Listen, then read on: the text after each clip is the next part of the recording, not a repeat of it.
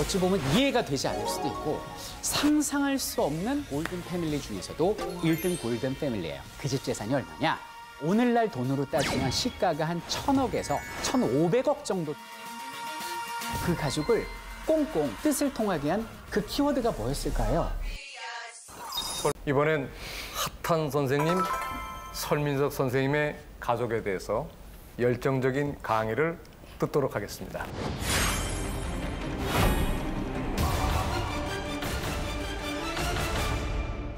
오늘 이 자리에 어떤 가족을 좀 모시려고 해요. 이 가족은 굉장히 독특해요. 어찌 보면 이해가 되지 않을 수도 있고 상상할 수 없는 행동을 하신 분들이에요. 그리고 거기서 나름 행복을 느끼고 소중한 자신의 원칙을 찾았던 사람들이거든요. 바로 우리나라가 어려움에 처했을 때 나라의 독립을 위해서 싸우다 가신 한 가족을 소개합니다. 그 가족은 이회영, 이시영, 육형제. 이 가족을 소개합니다. 박수로 맞이해 주시기 바랍니다.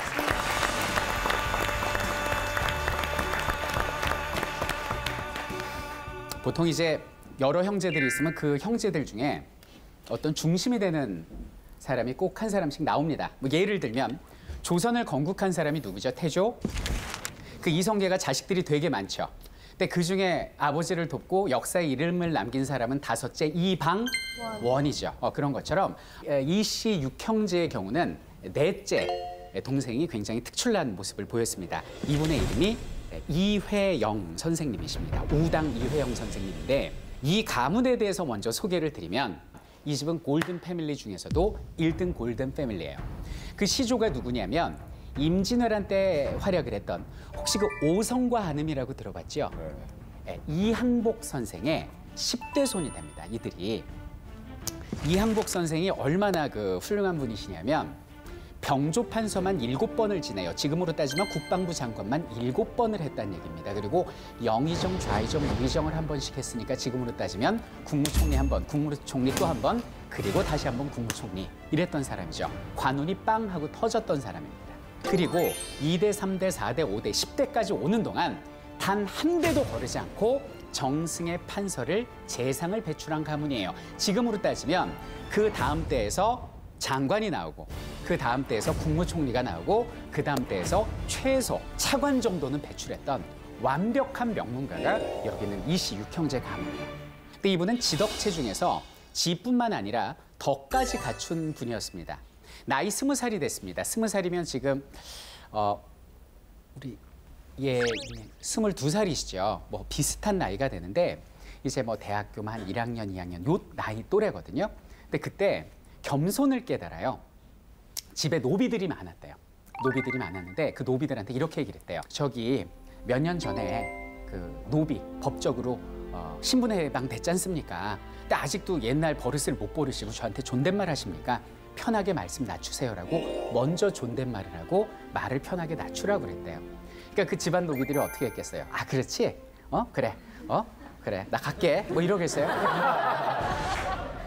그 노비들이 이회영, 젊은 이회영의 손을 잡고 이렇게 얘기를 했대요. 주인님, 한 번 주인은 영원한 주인이십니다. 저희 노비를 처음으로 사람 취급을 해준 게 바로 여기 있는 주인님이십니다. 저희는 절대 주인님을 떠나지 않을 거예요 라고 얘기를 해요. 그래서 그 집안 노비들이 빼놓지 않고 전부 다 이회영과 함께 잠시 뒤에 독립운동을 하다가 전부 다 생을 마감하게 됩니다. 여기는 이회영 선생님은 20대 초반에 당시 우리 백성들이 교육 여건이 좋지 않았어요. 그래서 우리 백성들을 계몽시키기 위해서 우리나라 최초의 시민단체에서 활동을 하십니다. 그 시민단체 이름은 독립협회였습니다. 한 번쯤 들어는 보셨을 거예요. 자, 독립협회에서 열심히 국민들 계몽을 위해서 노력을 하다가 바로 그날을 맞이하게 됩니다. 그날은 바로 1905년 을사년이었습니다. 그런데 을사년에 어떤 일이 벌어졌습니까? 그렇죠. 바로 우리는 을사조약을 일본과 강제적으로 체결당하게 됩니다. 그래서 우리의 외교권을 빼앗기게 되지요. 을사조약 당시에 고종은 옥새를 찍지 않았고요. 당시에 이완용, 이근택 박재순, 권중현 이런 사람들, 을사오적이라고 그러죠. 이런 공직자들이 나라의 외교권을 일본에 팔았던 사건입니다. 사실상 외교권이 팔렸다는 건 나라가 망한 거나 다름이 없거든요. 당시 고종께서는 망연자실해서 거의 쓰러져 있다시피 했어요. 이때 여기는 이회영 선생이 은밀히 고종을 만나게 됩니다. 그게 가능한 건 집안이 워낙 명문가였기 때문에 만날 수 있었죠. 고종을 설득합니다. 지금 우리가 이렇게 일본에게 당하고 있을 때가 아닙니다. 일본으로부터 빼앗긴 주권을 다시 되돌려 받아야 됩니다. 그런데 우리에게는 힘이 없으니 외국에 도움을 청합시다라고 이야기해요. 그래서 이회영이 낸 아이디어가 뭐냐면, 자, 2년 뒤인 1907년에 네덜란드 아시죠? 이 네덜란드에 헤이그라는 도시가 있습니다. 이 헤이그라는 도시에서 전 세계의 대표들이 모여서 평화로운 세상을 만들자라는 회의를 한다. 그게 만국평화회의라는 거예요. 여기에 영어를 유창하게 잘하는 이준, 이위종, 이상설 같은 선각자들을 파견을 합시다. 헤이그 특사를 처음으로 설계한 사람이 이회영 선생이에요. 그러니까 고종께서 듣고 보니까 맞는 말이거든. 그래, 한번 보내보자. 일본이 알면 큰일 나니까 은밀히 파견하자, 이렇게 된 거예요. 그래서 이준, 이위종, 이상설이 네덜란드 헤이그에 파견이 됐는데, 일본이 이 사실을 알고 그 회의에다가 이제 러비를 한 거죠. 러비를 해서 외교권이 없는 나라는 회의장에 참석할 수 없다 하면서 문전박대를 당합니다. 거기서 이준 선생님의 행동이 많은 국민들이 좀 잘못 알고 계신데, 거기서 비분간계하신 이준 선생님이 회의장으로 갑자기 뛰어들어갑니다. 회의장으로 갑자기 뛰어들어갑니다. 그리고 일본 대표 앞에서 너희는 왜 우리의 외교권을 빼앗아가느냐? 우리 대한제국에 주권을 돌려달라라고 얘기를 하면서 스스로 할복을 하고 막 이 안에 있는 장기를 꺼내서 막 이렇게 막 뿌리고 거기서 장렬히 사망하셨다라고 저는 중고등학교 때 국사 선생님한테 배웠었어요. 많이들 그렇게 배웠죠, 우리가. 근데 그건 사실이 아니고 거기서 화병이 나세요. 그래서 병사를 하십니다. 그리고 이상설하고 이위종은 피고인 없이 국내에서 재판이 벌어져요. 이걸 궐석 재판이라고 하는데, 이상설은 사형이고요. 이위종은 무기징역이었습니다. 그래서 국내로 돌아오지 못하고 그냥 외국으로 떠도는 신세가 되죠. 일본은 화가 났습니다. 왜 허락을 받지 않고 함부로 헤이그 특사를 파견했냐 그러면서 우리 고종을 강제로 퇴위시키게 됩니다. 그래서 고종의 아들이었던 순종에게 황제직을 양위하는 형식이었는데, 여기는 황제 양위식에 아버지인 고종도 아들인 순종도 나타나지 않았어요. 그럼 어떻게 거행되는가? 당시 내관들 있지 않습니까? 내관한테 황제 옷을 입히고 내관이 내관에게 황제의 옥새를 건네주는 이런 형식으로 우리의 왕이 쫓겨나게 된 것이죠. 자, 이렇게 되고 고종을 강제로 퇴위시키고 우리나라의 군대까지 해산시켜버리는 결과를 가져오게 됩니다. 이회영 선생은 깜짝 놀랐어요. 나는 좋은 뜻에서 외국의 도움을 받아서 우리의 주권을 찾으려고 했는데 세상에 왕이 쫓겨나고 군대까지 해산된 거죠. 나라가 더더욱 어려워지게 된 겁니다. 그래서 이회영 선생은 안 되겠다. 내가 이 일에 책임을 져야겠구나. 나라의 군대가 없으니 어찌 일본과 싸울 수 있겠는가. 내가 무장, 군대를 양성해야겠다라는 생각을 하십니다. 그래서 이분이 중국 만주로 무관학교 만들 자리를 보러 이제 다니고 계셨어요. 집이 여기는 서울 명동이었는데 이렇게 압록강 건너서 여기를 서간도라고 부르거든요. 이 일대를 땅을 알아보고 돌아오실 때 1910년 우리나라가 완전히 일본에 의해서 망해버린 겁니다.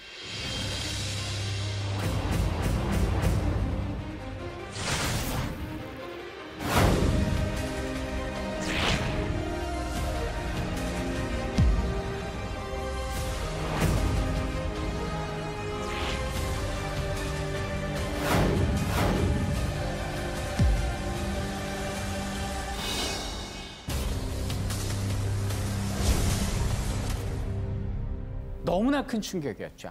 그래서 이회영 선생님은 자신의 육형제를 불러 모으게 됩니다. 이것이 그 유명한 이회영, 이시영 육형제의 회의가 되죠. 형님들, 우리 나라가 망했습니다. 우리 이항복의 후손인데 이대로 우리가 여기서 호의호식하며 살아야겠습니까? 라고 물어봐요. 당시 일본은 우리나라의 주권을 빼앗은 이후에 우리나라의 사회 지도층에게 은혜로운 돈, 은사금을 주기 시작합니다. 그때 이완용이 30억 받았거든요. 지금 돈으로 15만 원. 네, 30억의 나라를 판 사람이에요, 이완용이. 그리고 집도 주고 가장 매력적인 건 일본 관광을 시켜줬어요. 그 당시 사람들은 해외여행이 불가능했어요. 가장 가고 싶은 곳이 금강산 정도였거든요. 근데 일본 관광까지 시켜줍니다. 여기에 많은 사회 지도층이 그냥 거기에 회유가 되죠. 근데 여기는 이회영, 이시영, 육형제는 단호하게 무슨 소리냐. 일본에 나라가 뺏긴 상황에서는 쌀 한 톨도 내가 일본 쌀은 먹지 않겠다. 우리 나라를 위해 싸우자. 이렇게 단합을 하게 됩니다. 이것이 진정한 화목의 모습이 되는 거죠. 자, 단합을 하는 방법으로 그러면 우리가 어떻게 해야 되느냐. 이사 가자. 너 땅 받았어? 받았어. 어디 봤어? 여기는 중국의 만주의 서간도에 가면 좋은 땅이 있는데 우리 재산 팔아서 여기다 무관학교 짓자. 이렇게 된 거예요. 근데 재산이 꽤 됩니다. 이 둘째 형이 이석영이라는 사람인데 요 분이거든요. 이분이 굉장히 많은 재산을 가지고 있었어요. 그 이유는 뭐냐면 당시 영의정에 양자로 들어갑니다. 지금은 양자를 잘 안 들이잖아요. 근데 그때는 정실 부인의 큰아들 적장자가 사망하면 똑똑한 자기 조카나 주변 인물을 아예 양자로 들여요. 그래서 제사를 지내게 하고 전 재산을 물려줍니다. 근데 여기는 이성영은 럭키죠. 당시 영의정한테 양자로 들어가게 되고 그 집 재산을 전부 물려받게 되는데 그 집 재산이 얼마냐? 양주에 있는 땅이었는데요. 오늘날 돈으로 따지면 시가가 한 1,000억에서 1,500억 정도 되는 땅이에요. 엄청난 그 재산을 물려받은 거죠. 근데 여기 있는 둘째 형 이석영이 얘기합니다. 내가 그 땅을 급히 처분하마. 그래서 그걸 처분해서 그 돈을 가지고 우리가 서간도로 가자. 이렇게 된 거죠. 그래서 급히 팔다 보니까 제값을 못 받고 600억에 그 땅을 팔고 돈을 이제 쥔 거죠. 그리고 명동 땅은 제대로 팔지도 못하고, 왜냐면 일본의 감시망 안에 들어가면 안 되니까. 그러면서 일가족 50명이 노비 포함 서간도로 떠나게 된 겁니다. 저는 지금 한번 여쭙고 싶어요. 예를 들면 우리 한 선생님, 부모님으로부터 600억을 물려받았습니다. 전부 다 나라의 독립을 위해서 기부하실 수 있습니까? 어렵겠는데. 어렵죠. 근데 그 어려운 건 그것뿐이 아니었어요. 이때 이 50명의 일가족이 서간도로 건너간 게 1910년 이제 8월 29일 날 우리가 일본에게 망하고 12월 30일 날 여기는 압록강을 건너거든요. 여기가 얼마나 추운 줄 아세요, 여러분들?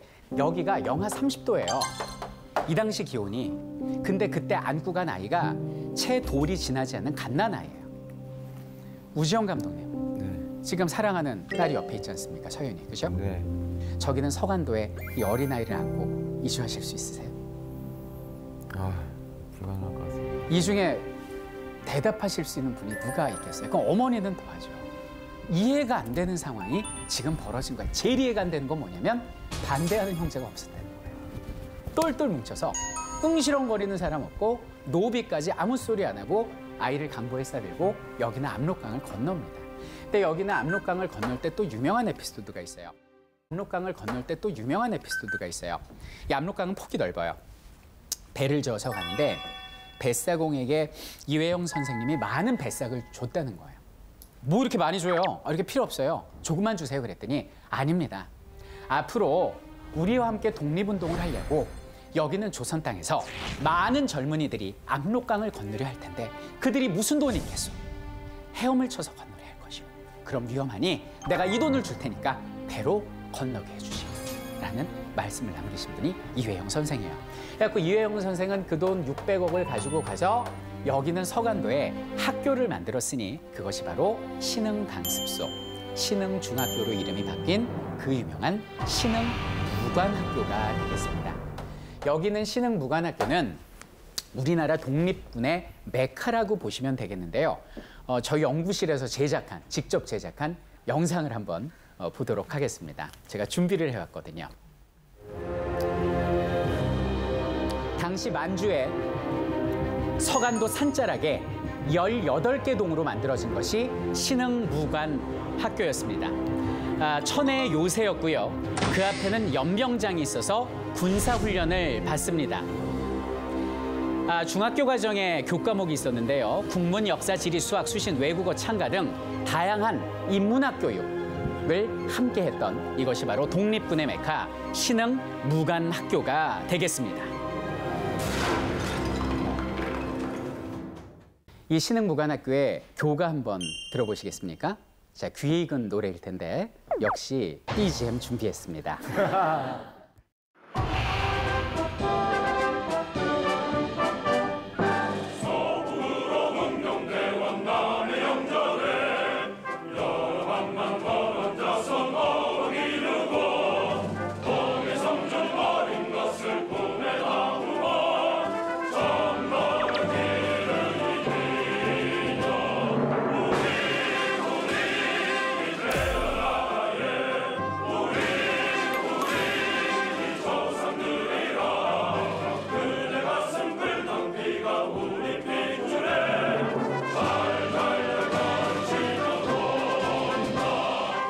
이게 당시에 유행했던 창가라는 것입니다. 이 창가는 뭐냐면 외국 곡조에 애국적인 가사를 맞춰 부르는 노래를 말하는데 대표적인 창가가 애국가가 있습니다. 동해물과 백두산이 마르고 닳도록 하느님이 보호하사 우리나라 이상하죠? 이게 원래 애국가였어요. 근데 우리가 부르는 애국가는 안익태 선생님의 코리아 판타지에서 한 소절을 가져와 붙인 것으로서 그것은 이승만 정부 때 공식 애국가가 되고요. 우리 독립군들이 불렀던 애국가가 바로 이런 식의 창가가 되겠습니다. 이회영 선생께서 만드신 신흥 무관학교는 1911년부터 1920년까지 무려 3,000명의 졸업생을 배출을 하는데요. 그 졸업생 중에 유명한 사람이 지청천 장군이라고 있는데 이 사람이 누구냐면 영화 암살이라고 기억하시죠? 암살 여주인공이 누구죠? 전지현이죠. 영화에서 안호균으로 나오는데 그 전지현이 지청천 장군의 한국 독립군 소속 저격수로 나와요. 그 지청천 장군도 신흥 무관학교 출신이고 혹시 김좌진의 청산리 대첩, 홍범도의 봉오동 전투 들어보셨죠? 그 전투에서 활약한 군인들이 거의 대부분 신흥 무관학교 출신들이 됩니다. 정말 신흥 무관학교가 없었다면 우리나라 독립운동을 누가 했을까 싶을 정도로 무관학교의 명문이라고 보시면 돼요. 이 신흥 무관학교뿐만 아니라 약 20여 개의 학교를 저기는 서간도에 지었던 분이 바로 이회영 선생이세요. 왜 이렇게 학교를 많이 만들었을까요? 위기에는 교육밖에 없다. 우리 젊은이와 청소년들 밖에는 이 위기를 타개할 수 있는 그런 어떤 희망이 없다라는 생각에 교육에 목숨을 거신 분이 여기는 이회영 선생입니다. 그런데 10년 동안 3,000명을 학비 무료죠. 숙식이 무료였습니다. 이렇게 쓰다 보니까 그 600억이란 돈이 10년 만에 다 소진되게 됩니다. 그리고 이때부터 엄청나게 가난한 생활을 하게 되십니다. 얼마나 가난하게 살았냐면 당시의 그 내용을 부인이었던 이은숙 여사의 서간도 시중기라는 이름으로 지금까지 전해져 내려오고 있는데 그 내용을 보면 보통 이래요. 그 추운 서간도에서 이회영 선생을 만나러 하루에도 독립군들이 수십 명씩 방문을 한다는 거예요. 그럼 아침, 점심, 저녁을 일일이 그 밥을 다 해드리고 설거지하고 또 상 차리고 그거를 반복을 하는데 문제는 그거를 해줄 수 있는 사람이 당시 9살 난 내 딸과 만삭의 몸인 나뿐이었다라고 기록이 되어 있습니다. 자, 여기 어머니께서 나와 계신데 우리 설선님은 뭐 따님도 사랑하시고 남편도 사랑하시죠. 나라도 사랑하고.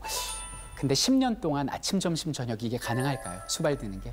나라를 위해서라면 했을 거라는 생각이 조금 들긴 하지만 네. 굉장히 힘들었을 것 같다는 생각이 듭니다. 너무 힘들었을 것 같아요.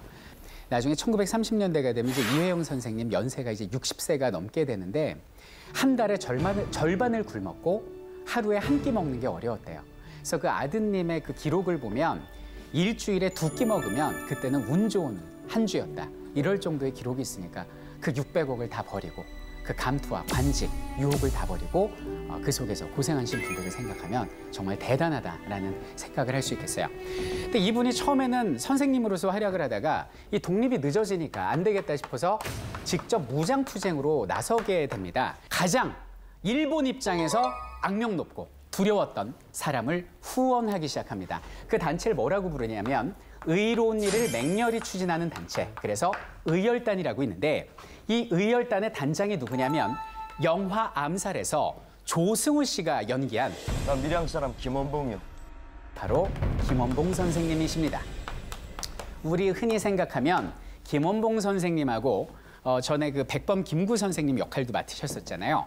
두 분을 이렇게 떠올리는데 일본 입장에서 뭐 두 분 다 두려웠지만 누가 좀 더 두려웠을까요? 일본 입장에서 뭐 두 분 다 두려웠지만 누가 좀 더 두려웠을까요? 김원봉을 더 두려워했습니다. 현상금을 통해서 알 수가 있는데 당시 김원봉 선생이 현상금 100만 원이고 김구 선생님은 60만 원이었어요. 근데 당시 100만 원이면요. 지금 돈으로 환산하니까 320억 정도 되는 거죠. 현상금이. 그러니까 일본 입장에서 얼마나 여기는 의열단과 김원봉 선생을 두려워했는지를 알 수가 있죠. 이제 그게 뭐냐면 김구 선생님은 좀 요주의 인물이긴 하지만 직접적으로 부딪히는 건 없는데 아니 여기 있는 김원봉의 의열단 단원들은 뻑하면 국내로 들어와가지고 종로경찰서, 부산경찰서, 동양척식 주식회사, 조선총독부 심지어는 일본 왕궁에다가도 폭탄을 던져버리니까 이건 뭐 미쳐버릴 노릇이죠. 그들 입장에서는. 그래서 한 사람만 의열단이 국내에 들어왔다는 소식이 들리면 온 조선총독부가 비상이 걸릴 정도로 무시무시한 공포의 대상이었어요. 그런데 여기는 김원봉 선생을 이회영 선생이 후원을 하게 됩니다. 그러다가 후원으로는 이제 막 못 참겠는 거죠. 내가 직접 처단해야겠다라는 생각을 합니다. 그래서 여기는 서간도 만주에 계시다가 여기는 상하이로 1930년대 초반에 직접 거사를 위해서 오시는데 중요한 거는 딸린 식구들이 있잖아요. 와이프 이미 국내로 보냈습니다.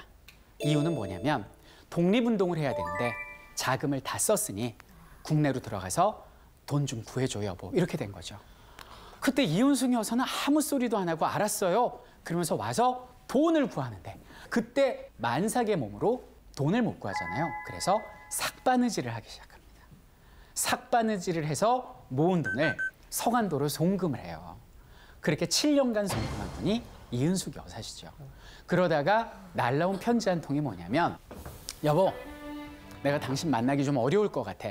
내가 지금 상해로 가서 거사를 치러야 하니까 우리 딸 둘은 내가 고아원에 맡기고 아들을 데리고 상해로 가겠어. 이게 7년 만에 날아온 편지예요. 그 이윤숙 여사의 기록 중에 유일하게 한탄하는 장면이 여기서 나옵니다. 망창스럽다고 표현을 해요. 망창이 뭐냐면 눈앞이 아득해지고 이 목이 메이는 이런 상황이 어디 있겠나라고 묵묵히 기록을 하고 계십니다. 하루는 남편에게서 온 편지를 보니 급한 사정으로 규숙, 현숙 두 딸을 천진 부녀 구제원으로 보낸다 하시고 당신은 규창이를 데리고 무전 여행으로 상해를 가신다 하니 세상에 이런 망창한 일이 또 있으리요. 그리고 여기는 상하이로 가셨어요. 그때가 1932년이었는데 1932년에 이회영 선생보다 한 발 앞서서 빵 하고 거사를 일으킨 분이 계셨어요. 그분이 바로 윤봉길 의사입니다. 윤봉길 의사가 상하이 홍포공원에서 1932년에 폭탄을 집어던져서 당시에 그 일본군 장교들을 대부분 처단을 하게 됩니다. 이때 이회영 선생은 느끼죠. 아, 우리가 투쟁으로서 독립할 수 있겠다라는 생각을 하게 돼요. 이때 이회영 선생한테 정보가 하나가 들어옵니다. 여기는 만주에 머무르는 일본군을 관동군이라고 하는데 관동군 사령관의 행로에 정보를 입수한 거예요. 그래? 그렇다면 내가 직접 다시 만주로 가서 여기는 관동군 사령관을 처단하겠다. 그러면서 움직이십니다. 근데 이분 그때 연세가 66세세요. 지금 66세하고는 다르죠. 그때 66세면은 몸 가누기도 힘들고 오랜 세월 제대로 못 드셨기 때문에 몸이 매우 허약하셨어요. 그래서 젊은이들이 심지어는 아들이 아버지 가지 마세요. 제가 대신 갈게요. 아니야. 너희는 젊잖아. 미래가 아직 창창하잖아. 내가 살면 얼마나 더 살 수 있겠니? 내가 가서 직접 이 나라를 위해서 거사를 하고 자랑스러운 아버지로 남겠다. 그러면서 호련히 아들을 꼭 안아주고 다시 만주로 떠나십니다. 그리고 소식이 끊겨요. 행방불명이 됐어요. 그런지 어느 날 3단짜리 기사가 실립니다. 만주에 도착해 배에서 내리다가 군경의 검문을 받고 수감된 뒤에 창살에 목을 매달아 자결한 리상한 노인이라는 딱 3줄짜리 기사가 나죠. 그분이 바로 인당 이회영 선생님이셨어요. 그런데 자결을 했다는 그 말은 일본의 조작이었습니다. 사실은 어떻게 됐냐면 배에서 내릴 때 정보가 새서 체포가 된 건 맞아요. 끌려갔습니다. 너 여기 온 이유가 뭐니? 너의 배우가 뭐니? 너 보니까 대한민국 임시정부에도 한번 가담한 적 있더라? 너 거기서 막 감투 준다고 그러는데 안 만든다고 그랬다며? 너 동지들 이름 불어라고 60세 노인으로서는 견딜 수 없는 모진 고문을 당하십니다. 4일 동안. 그런데도 한마디도 발설하지 않으시고 만주의 위순 감옥에서 바로 안중근 의사께서 형집행을 당한 그 장소에서 순국하신 분이 바로 이회영 선생이시죠. 결국 고국에 있었던 우리 이은숙 여사께는 7년간 기다렸던 남편에게 날아온 것은 뭡니까? 사망 통지서 한 장뿐이었다.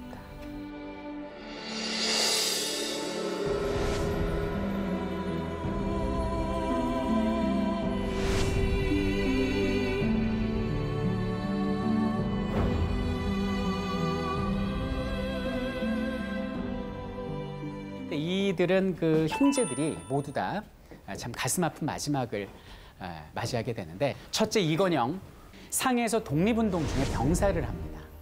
광복을 보지 못하고. 그리고 둘째 이석영, 600억을 쾌척한 바로 그분이거든요. 그분은 굶어 죽었어요. 그리고 셋째 이철영은 신흥 무관학교 교장이었으나 병들어 죽고, 이회영은 모진 고문으로 순국하셨고, 다섯째 막내 이호영은 독립운동 중에 1933년 소식이 끊겼다 그러죠. 나중에 기록을 봤더니 온 가족이 일본군에게 몰살을 당합니다. 그리고 여기는 다섯째 동생 이시영만 유일한 생존자로서 광복을 보게 됩니다. 이분이 우리나라 초대 부통령이십니다. 우리나라 초대 대통령이 누구예요? 이승만 대통령이 이렇게 얘기를 했대요. 저기 그때 600억 쾌척하셨고 또 명동 땅도 그냥 두고 가셨는데 그거 국가적 차원에서 다시 환급해서 돌려드리겠습니다 라고 얘기를 했더니, 그것은 우리가 국가에게 기부한 것이고 우리가 국가에게, 이 민족에게 바친 재물인데 그건 이미 우리의 것이 아닙니다. 그리고 그것을 거부하셨어요. 이회영 선생님은 21세기를 살아가는 대한민국 국민에게 본인이 생각하는 가정의 행복을 다행히도 글로 남기셨습니다. 세상에 인간으로 태어나서 누구나 자기가 바라는 목적이 있네. 그 목적을 달성한다면 그보다 더한 행복이 없을 것이네. 그리고 그 목적을 달성하기 위하여 그 자리에서 죽는다 하더라. 이 또한 행복이 아니겠는가. 참 많은 걸 생각하게 하는 문구인 것 같아요. 그리고 우리에게 묻고 계시는 거죠.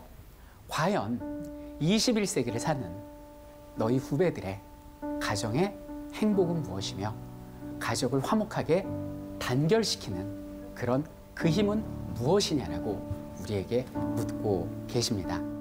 학교 가느라 또 뭐 육아에 각자 일하느라 가족 간의 대화도 많이 부족하지 않습니까? 뭐 가족 간에 소통하는 방법은 여러 가지가 있겠지만 이번에는 이런 애국이라는 키워드를 가지고 우리 가족끼리 모여서 한번 진솔하게 서로 마음을 나누고 소통해보는 그런 시간이 되면 어떨까라는 생각을 해봅니다.